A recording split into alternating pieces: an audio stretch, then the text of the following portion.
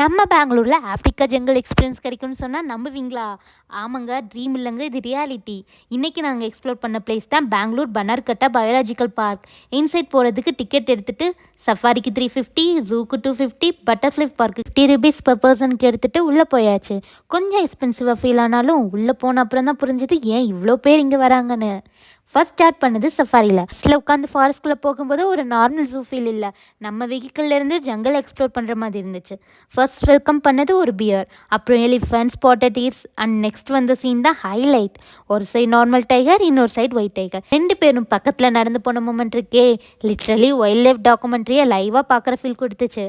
அதுக்கப்புறம் lepers, cheetahs, black panther மாதிரி நிறைய வைல்ட் அனிமல்ஸ் பார்க்க முடிஞ்சது. அப்படியே சஃபாரி முடிச்சுட்டு ஜூ சைட் போனால் ஜிராஃபி, லைன்ஸ், crocodile, ஸ்நாக்ஸ்னு இன்னும் நிறைய எக்ஸ்ப்ளோர் பண்ணோம். But unexpected favourite butterfly park.